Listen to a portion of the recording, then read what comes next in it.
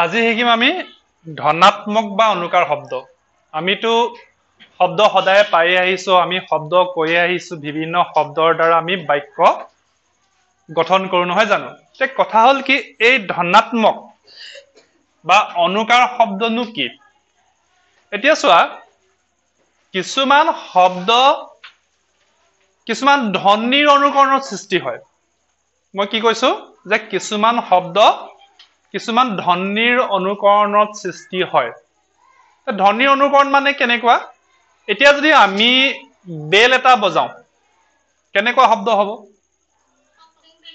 Tong Tong বা ধং ধং শব্দ নহবনে?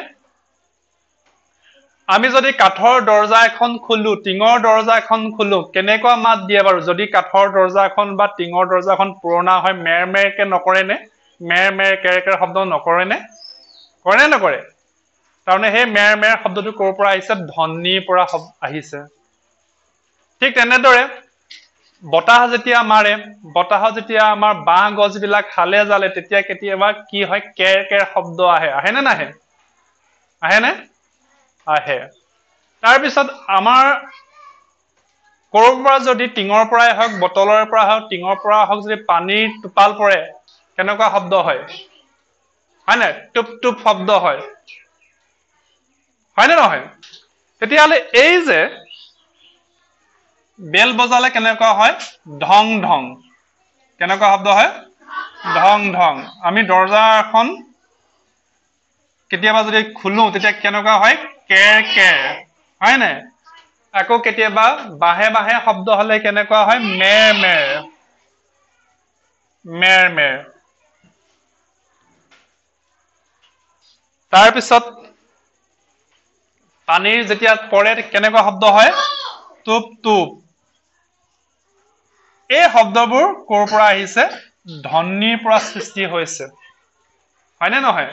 ধ্বনিৰ পৰা সৃষ্টি হৈছে।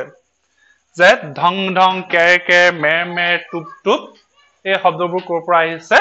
ধ্বনিৰ পৰা আহিছে। ধ্বনি মানে কি? ইংৰাজীত আমি তাক কওঁ চাউণ্ড, আৰু অসমীয়াত কওঁ ধ্বনি। হয়নে? এই ধ্বনিৰ পৰা উৎপত্তি হৈছে। গতিকে আমি কব পাৰো যে যিবিলাক শব্দ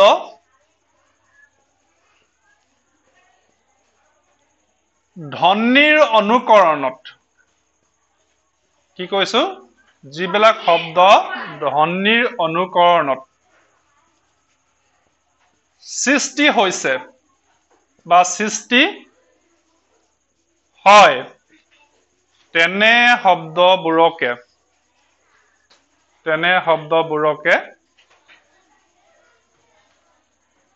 কি বোলে? ধনাত্মক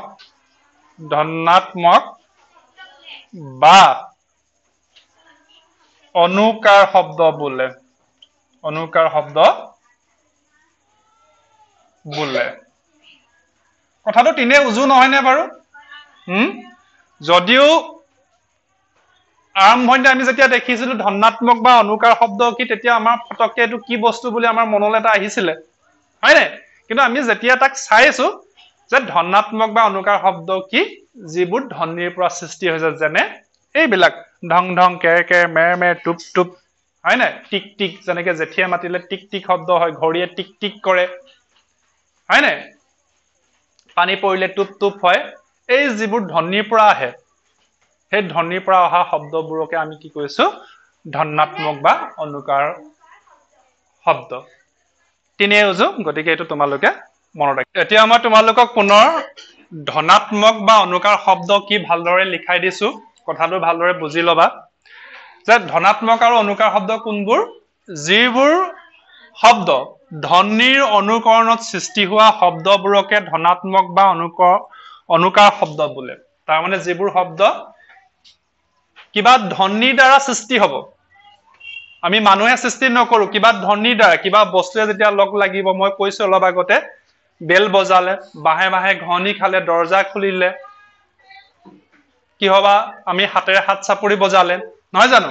গতিকে মই কিছুমান অনুকাৰ শব্দ লিখি দিছো, যেনে টং টং, ধং ধং, কেৰ কেৰ, মেৰ মেৰ, বক বক, ধপ ধপ, টিক টিক, টক টক, কুলু কুলু, কা কা, ধম ধম, ঝৰ ঝৰ, থাপ থাপ, পেক পেক, টিৰ বিৰ। এনেকুৱা ঢেধাৰ অসমীয়া ভাষাত এনেকুৱা অনুকাৰ শব্দ আছে। মই মাত্ৰ কেইটামান উদাহৰণস্বৰূপে তোমালোকক লিখি দিছো। তোমালোকে বুজি পাইছানে বাৰু কথাটো? গতিকে কোনোবাই যদি আমাক সোধে যে ধনাত্মক বা অনুকাৰ শব্দ কোনবিলাক, তেতিয়াহ'লে আমি কম যে যিবিলাক শব্দ ধ্বনিৰ অনুকৰণত সৃষ্টি হৈছে সেইবিলাক শব্দই ধনাত্মক বা অনুকাৰ শব্দ। আৰু উদাহৰণস্বৰূপে আমি এনেকুৱা টং টং, ঢং ঢং, কেৰ কেৰ ইত্যাদি বিলাক লিখি দিলে হৈ যাব। আশা কৰিছো কথাটো বুজি পাইছা।